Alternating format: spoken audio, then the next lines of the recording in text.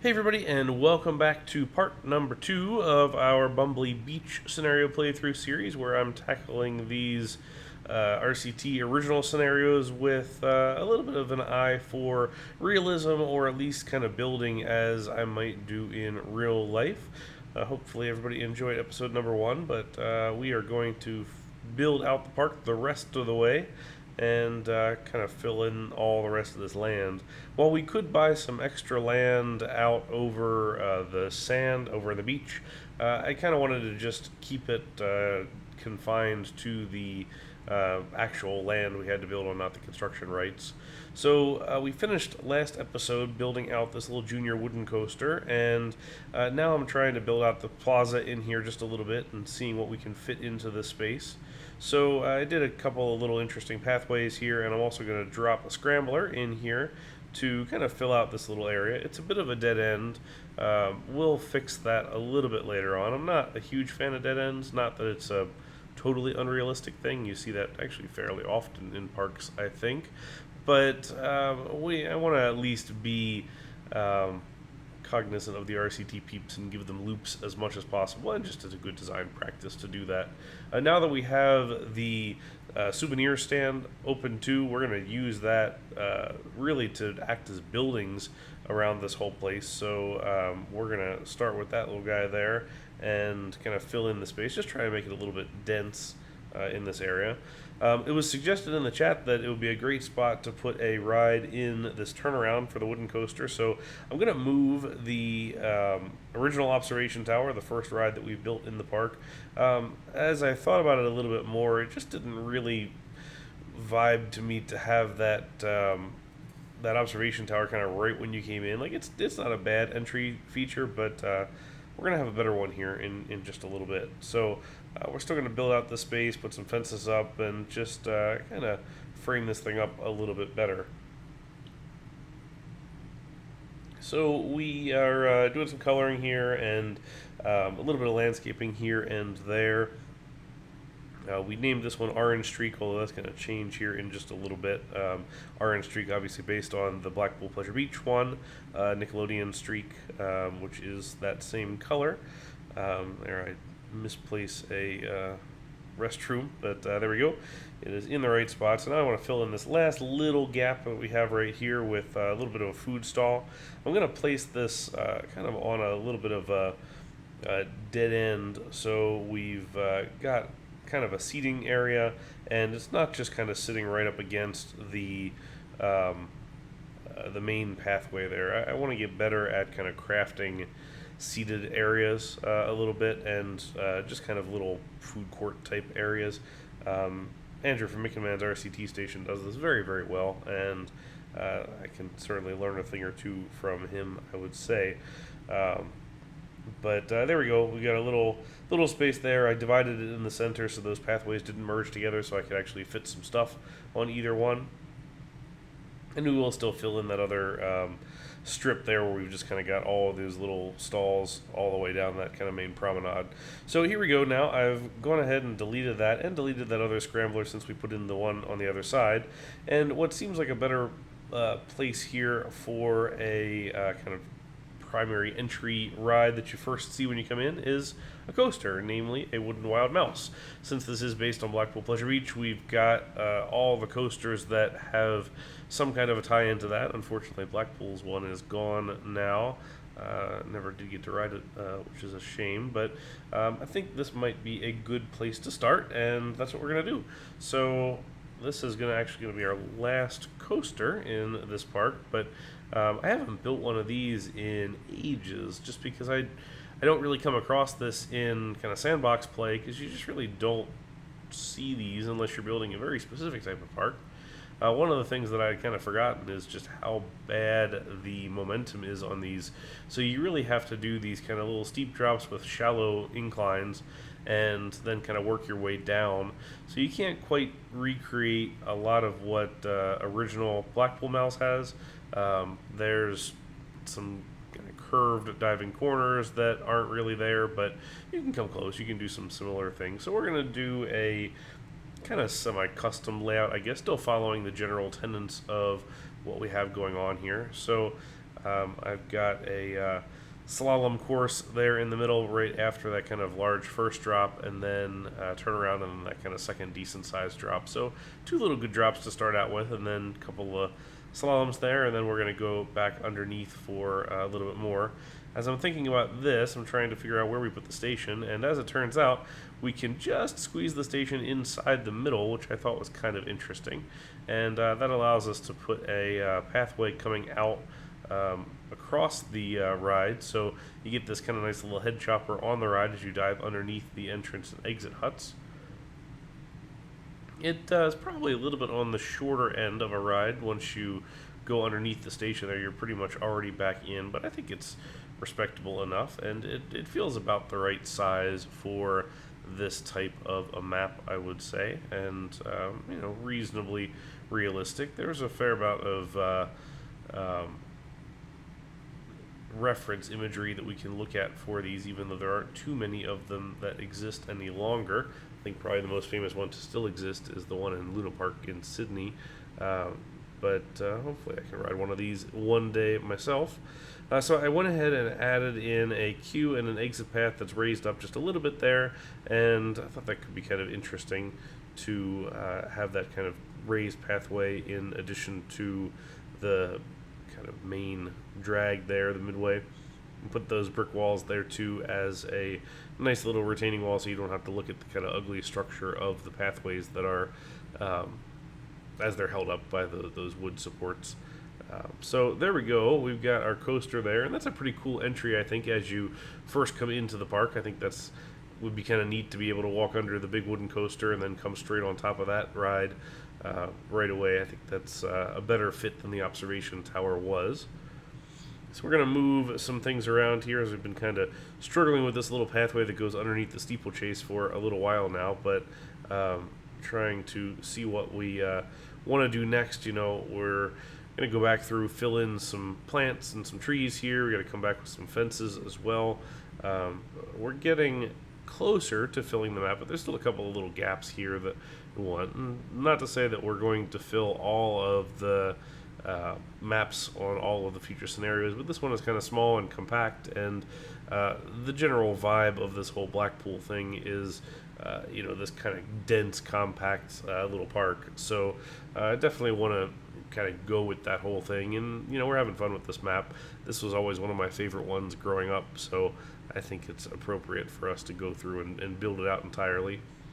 I replaced that little section there now that we have the souvenir stall with a couple more of those and some food stalls there too, and separated that out.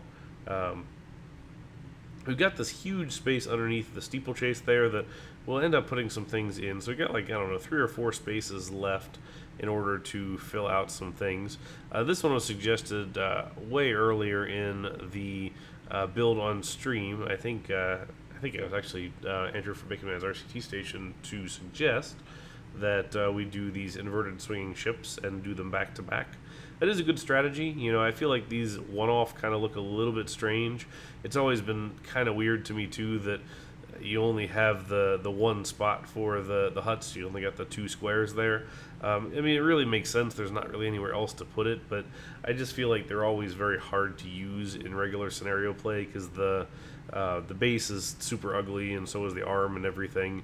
And it feels like if you were to scale this properly, these would be a fair bit larger, perhaps. They're based off of the Huss Ranger initially, or at least that was the real ride anyway. But if you put them back to back, you kind of get this cool opposing swinging thing, which is kind of neat.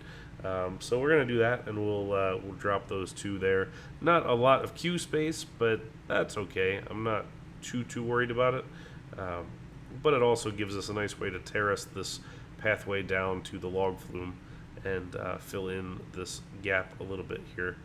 I don't like to place multiple of the same type of flat ride in a park, which I know is kind of a common practice when you're playing RCT scenarios, just because there's such a limited number of the flat rides in the game to work with, which is a little bit of a shame. But I always kind of hate doing, say 2 scramblers or 2 carousels. And 2 carousels isn't out of the question.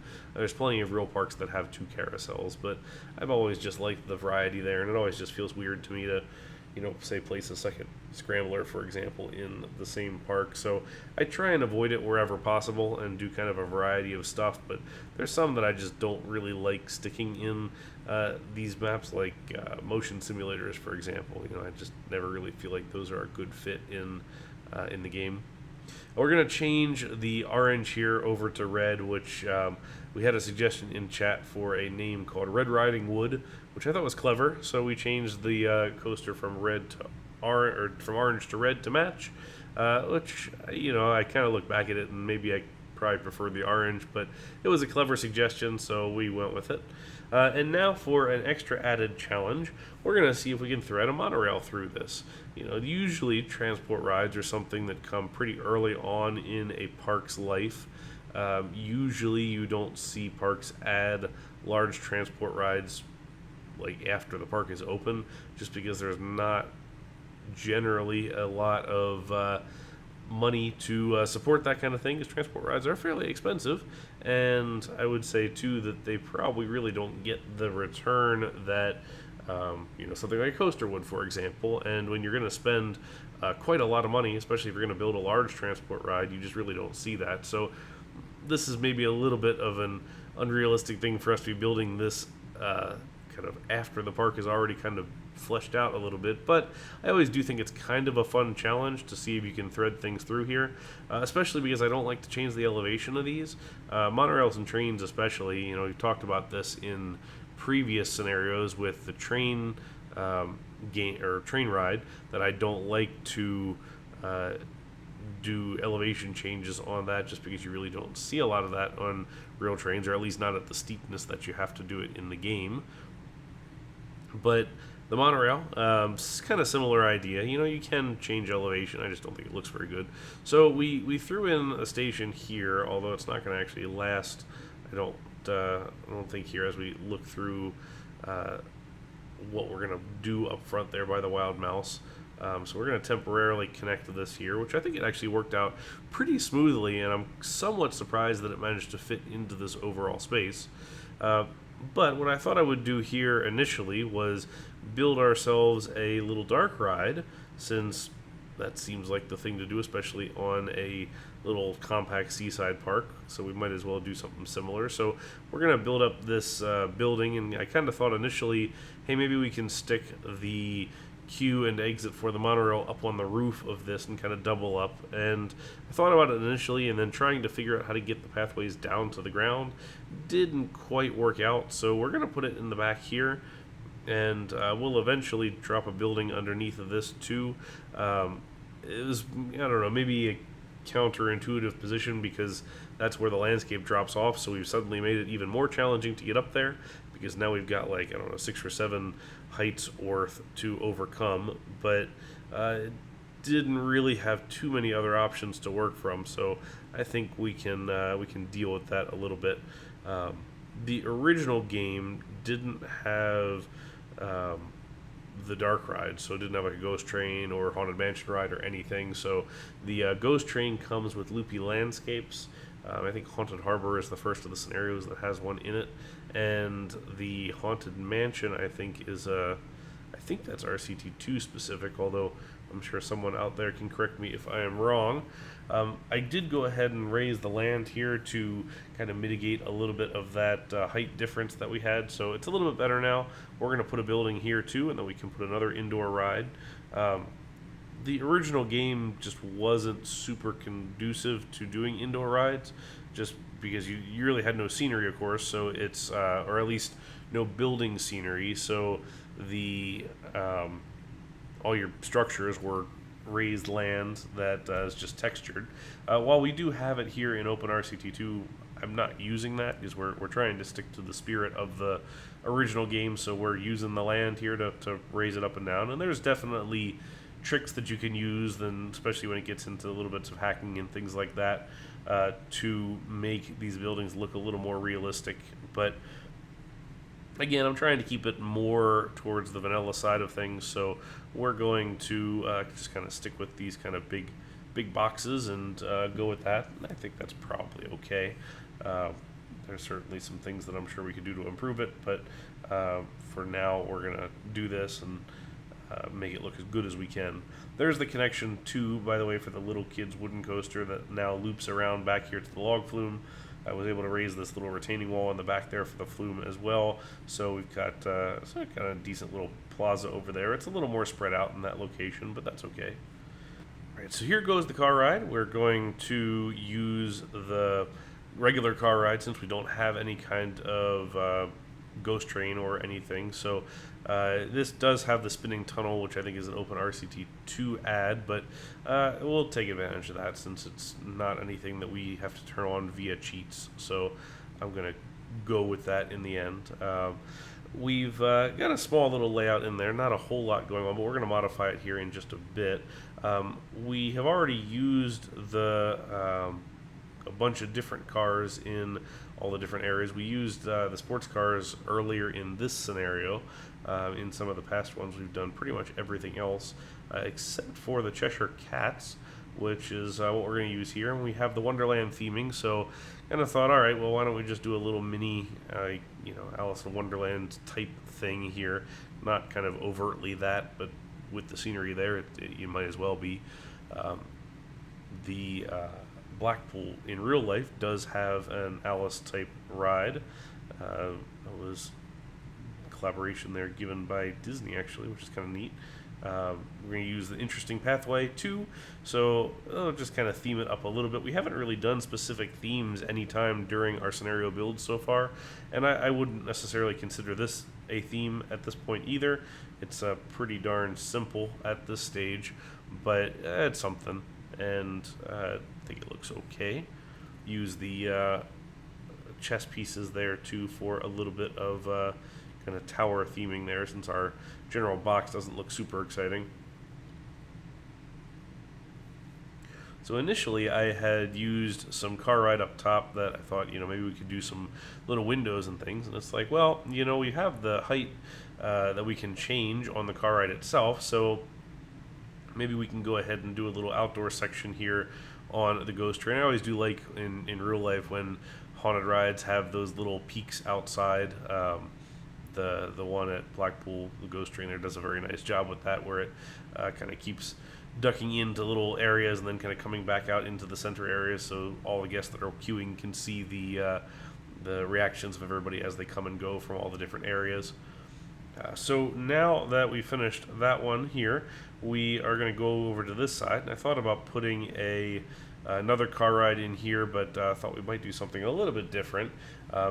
I considered doing a maze actually inside, like a labyrinth thing. That was one of the suggestions in chat. Had not realized, I think I kind of implicitly knew it, but didn't necessarily realize you can't put a maze inside. So that was something we just discovered right there. So oops. Well, that's not going to work, but what we can fit inside is a bumper cars. So we're going to use the Dodgems here and shove that whole thing underground. It would be neat if the buildings were more functional to be able to kind of open up the sides so that you could have this big cover on it, but be able to look in the sides of the bumper cars all the way around. Unfortunately, you can't do that, so we are going to have to do without and just use your imagination there, but it's something to fill in this space here, give some music to the side, give it a little bit of that vibe, and just kind of fill in our space a little bit more here. So I colored this one just a little bit differently too. We still got our monorail here up on the roof, and the queue that kind of goes every which way. Not really my favorite, as it turns out, getting up there on top, but it's all right. We'll have to deal with that, unfortunately. But we're gonna raise and lower some sections here just to give this building a little bit of a pitch, and put this fencing around there too, just to give it just a little bit of color there. So relatively simple, but on the whole, I think it looks okay. So not too bad there. We can fill out the rest of the space with some flowers and a little bit of trees and things like that. I'm going to terrace these souvenir stalls too, so we can actually put some shops and things here just to activate this area a little bit. It was kind of dead before, really. It was just kind of a pass-through area. We had a lot of paths, but there wasn't anywhere to kind of stop and sit and just relax and enjoy the watching the flume there and watching guests get soaked. I do feel like there's kind of that necessity to really have those spaces to kind of stop and breathe and sit and enjoy within a park. That's really one of the good ways to think about path work as you're doing a network of paths around your park, is that you want to kind of like ebb and flow those pathways. So in the sections where you want them to keep moving, you know, they're kind of narrow, they're kind of direct and things like that, but then it's got to expand out into plazas every once in a while that can really slow you down, that will pause, make you spend on food and beverage and things like that while we're waiting there and kind of sitting, and maybe it's next to a large coaster or something where the grandparents are going to sit and wait and hang out with the little kids while the teens and adults go ride the coaster. So those sorts of things are really important to consider when you're doing path work in general. A little bit harder in RCT scenarios where the single wide path is kind of the king, but it's still, I think, pretty useful to have that in the back of your head, at least when you think about the overall design of a park and a park layout. If you're doing custom scenery stuff with wider paths, it's absolutely imperative that you do that for it to look all right. So I'm taking another page out of Blackpool right here by putting a maze underneath of the steeplechase. So we're going to stick that right underneath there, and not do the whole thing, but we're going to fill in a little bit. I'm going to leave a couple of gaps for some trees and things like that. I would ideally have liked the steeplechase to be a little closer to the ground, so we could put a couple more themed gates and things like that on there, but we didn't really have a whole lot to work with there, and I didn't want to do kind of a huge terraforming project, so we're going to leave it as is. So we get ourselves a maze there, and the last kind of thing to fill out is one more track ride. We're going to do a Go Karts back here. I've said it before, I think, on scenario play videos, that I really don't like the Go Karts. It's not an uncommon thing in parks. It's just kind of an ugly thing in parks. You know, they're an upcharge and just not really my favorite thing to see. They just are, I don't know, not becoming of a theme park, I suppose, which is maybe being a little snooty about it, but I just never really like the look of go-karts. I try and avoid them in general unless I'm going to do something fairly generic, like a kind of racing themed oval or whatever. But here it makes sense. It fills a back corner. It kind of seems like this is something that the park could maybe do back here, where it's kind of off on its side and it's a, you know, upcharge attraction that they're going to get some revenue on. So we'll stick it there and we'll put some other landscaping in there. I think it's probably a bit of a cop-out. We maybe could have fit something else in there if we really wanted to. We could have maybe put a spinning coaster or something in there as well, although then we'd have that kind of rectangular coaster plot right next to the other rectangular coaster plot, and I don't like to do kind of copy-paste type things like that next to each other. I like to try and vary up my shapes and land sizes and things like that, so different things are taking up different spaces. But with that, we've reached the last of the main rides in the park, and now we're going to go through and add in a couple different bits and pieces. We've got the balloon stall unlocked there, which is a nice additional thing that we can stick in there with those souvenir stalls. I'm going to change the water here around the carousel. I didn't really like the look of it after a little while, so we're going to leave that alone. But we'll turn that into some nicer landscaping, which I think is maybe more befitting of the carousel anyways. But that's really going to wrap us up here for the time-lapse build. So now we're going to go ahead and jump over to the real-time portion, and we'll go look at all the rides and everything and have some final thoughts here before we go. So let's jump over to that. So here we have our final Bumbly Beach Park. Let's zoom in a little bit here, and we're going to pick up this wooden coaster here to start, since this was kind of our main attraction here. This is Bigger Dipper, which we did go back through and rebuild in some parts. The lift and kind of turnaround before the drop are consistent, but the rest of it is kind of rebuilt to fit a little bit better scale and just fit into the park a little neater, I think. I like this kind of triangular out and back layout and the way that it dives up and underneath of the monorail and everything, and then ducks underneath the pre-lift there too. Ratings here are high, very high, and medium. Feels alright for that kind of thing. Well, let's start here at our entrance. As you come in, you've got the Wild Mouse right here, which seems like a decent little layout. High, medium for our ratings, so not too bad. I show the ratings because people ask. I've said before, and I will say again, that the ratings do not matter to me since they don't really accurately reflect realistic buildings sometimes. So, you know, if you want to see the ratings, then I will show them to you. But for me, it really just doesn't matter.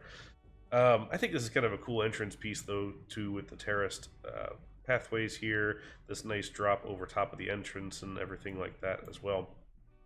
Got our main midway along here and over to our dark ride here that kind of nestles up underneath that Wild Mouse. Pretty small dark ride, but still kind of a neat fit. Feels like we wanted to do something there just because it's not something we typically do, and I thought it might fit all right. A little bit of theming there too, kind of our first specific theming throughout. We did that swinging ship early on, our carousel here that we got rid of the water on, and our haunted mansion all kind of together here with that little bit of theming in this area. Kind of feels like you always need to do a little bit of landscaping and those kind of darker green bushes there. It just feels like what you have to do for a haunted mansion, but I guess it is what it is. Got our free fall tower there as well. That car ride kind of kept getting neutered over the years as we built because of the coaster getting in the way, but I will take the coaster over the car ride, so we're gonna leave it at that. Our Caterpillar Tivoli medium ride here, high medium as well. A little bit surprising on that, but I guess those diving drops will do that for you. I thought the little black and red alternating color train seemed kind of neat. Takes up a lot of space for a stock model ride in what would probably take up less space in real life, but it is what it is, and I think it is a good fit for the map. Got our Go Karts here, which, you know, as I explained in the time lapse, I'm not a huge fan of, but nonetheless, they're still here, as is our maze. We've got the steeplechase here, 1 and 2, which I would imagine have similar ratings. So high, medium for both, which is not too bad. I did adjust the timings here at one point to make sure that these don't stop at the top of the lift hill and these both get off in time. Maybe could be a little bit more efficient. We are going to have some very long waits here, but with the unload station and the load station, it's at least a little bit better, I would say. We've got our log flume here going up underneath through this little section and then interacting with that steeplechase underneath here, over top, and that nice size drop here at the end. Probably a little bit of a large drop, maybe. Could be a little too big, to be honest, but it's not the worst. Nice little lagoon here at the bottom, retention pond for the ride as well, and a fountain with some that meandering kind of path work through here. Giant queue, a lot of people in the queue too. 89 people in the queue, quite a bit. We have our monorail station in the back here with the bumper cars. Monorail goes all the way around. It actually flows pretty well through here without having any hills, which is always a goal for me, so I'm pretty happy with that one. As is our little double looping rangers here, so not looking too bad. But then kind of our final area here with the triangle of a space that was created with this modification to Bigger Dipper. We've got the original Ferris wheel that we moved to that home, the second observation tower that we put in the turnaround here, our relocated scrambler as well, some kind of nice little path work throughout, and then our little tiny kids coaster here called Red Riding Wood. I forget who came up with it on stream, but you know, clever, I thought. I probably still like the orange a little bit better. That kind of garish bright color looked really nice. Not a lot to it, to be honest, you know, especially because that turnaround is pretty high, but you got some decent little speed throughout there, and I think it looks pretty alright.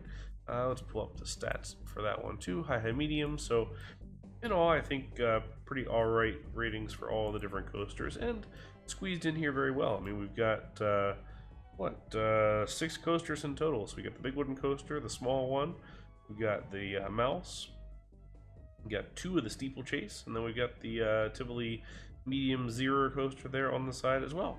So that's pretty much it for this one. If you liked this and you have any thoughts on it, feel free to leave me a message down below. You can check out all the other scenarios that I've done so far or catch on stream. I do build these all on stream on twitch.tv/Amusement Academy. So you can definitely check those out. And if you enjoy this kind of content, please subscribe to the channel so we can continue to grow it and get out to more people. So hope to see you in the next one. Thank you all very much for watching, as always, and we will catch you later. Bye now.